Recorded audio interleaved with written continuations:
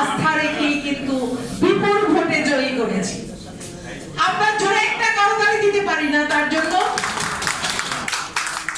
আসন্ন বাজেট, এই বাজেটে আশা করি আমাদের উপরে যে খরচ চালানো হয়েছিল, যে কর্মচারীদের উপরে রক্তাক্ত করেছিল, যে মিথ্যা আশ্বাসের বানে যে পে কমিশন সুপারিশ গঠন করা হয়েছিল, আর রগের চায়ে বিভোর করে সর্বস্তরের কর্মকর্তা কর্মচারীদেরকে মিটিং ডেকে যে পসরা সাজিয়েছিল, সেটা ছিল ইন্টারিম গভর্নমেন্টের এক ধরনের নাটকীয়তা।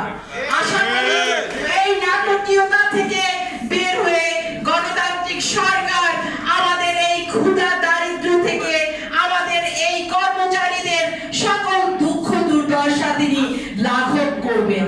এবং আমি মনে করি বর্তমান সরকারের যিনি প্রধানমন্ত্রী, তার আশেপাশে যারা প্রধান উপদেষ্টা হিসেবে, যারা রাজনৈতিক উপদেষ্টা হিসেবে কাজ করছেন, তারা দীর্ঘ 17 বছর তারা এদেশের লাঞ্ছনা বঞ্চনার জন্য রাজপথেই লড়াই করেছিলেন।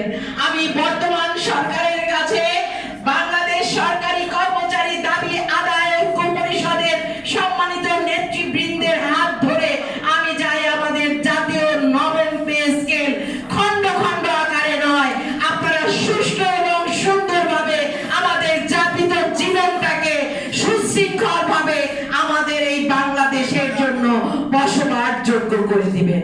ধন্যবাদ সবাইকে। আসসালামু আলাইকুম। ধন্যবাদ। আমাদের যারা নেতৃবৃন্দ ছিলেন তাদের অনেকেই বক্তব্য দিতে পারেনি, এজন্য আন্তরিকভাবে দুঃখ প্রকাশ করছি। মূলত এটি একটি সংবাদ সম্মেলন, এখানে আমাদের যে গুরুত্বপূর্ণ মেসেজ আছে সেটা লিখিত আকারে পেশ করা হবে এবং তারপরে আমাদের সভাপতি মহোদয় আছেন, তিনি সাংবাদিকদের প্রশ্নের উত্তর দেবেন। এটাই মূলত